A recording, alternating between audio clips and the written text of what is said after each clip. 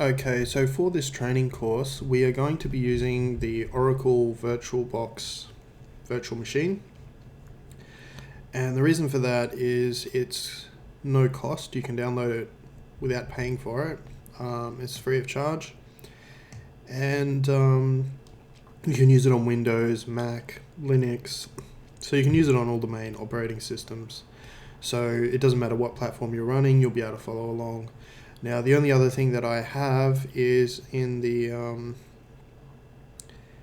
preferences, I have the VirtualBox extension pack installed, which is their proprietary. There's a few extra proprietary things which isn't in the open source version of VirtualBox, and I've just turned it on. You basically download a file and you select it here from this drop window. You can browse to it and install it. Okay, so once you have VirtualBox installed on your particular platform, we just add a new virtual machine, and for the bulk of this course we're going to be using CentOS. I'll make it a capital. CentOS 7,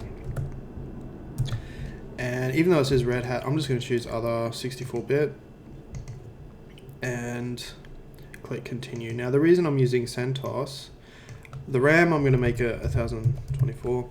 The reason I'm using CentOS is that it is a Red Hat clone, so it's basically the same as Red Hat Enterprise Linux, and Red Hat is, at least in Australia and a lot of other countries, it's the main enterprise Linux that is used in the real world.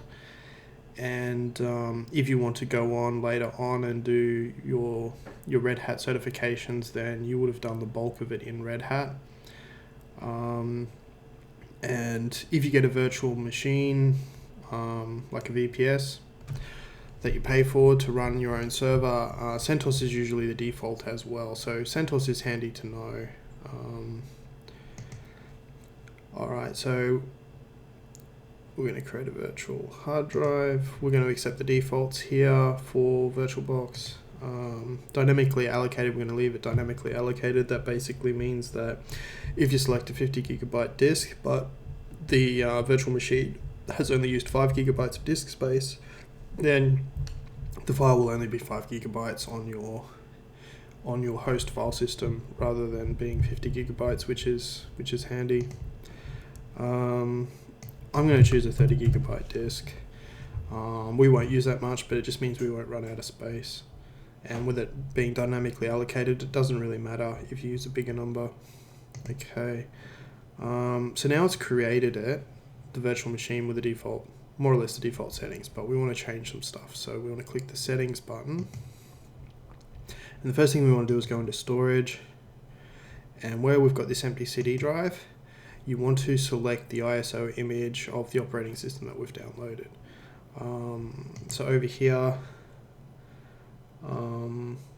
you can see I've already got some, but I'm just going to choose virtual optical disk, go to where I've downloaded it, choose CentOS 7, and click open. So you'll need to do the same. If you don't have the CentOS ISO, you can download it from centos.org, and if there's a newer version than 7, get the newer version, because pretty much everything in the course will work with the newer version as well. Okay, so the next thing we want to do is go to the network and change it from NAT to bridged. And what that basically does is it means that if instead of it doing network address translation, it basically sets up like a second network interface on your network card. If you're using Linux, you may need to have a kernel module running for this to work. In fact, I'm pretty sure you do. I haven't run VirtualBox on a Linux machine for a while, but I'm pretty sure you need to have extra kernel module running, and most distributions will include that anyway. If not, you may need to compile it manually or make sure that you have it running anyway. But I imagine most of you will be running this on either Windows or Mac anyway if you're learning Linux.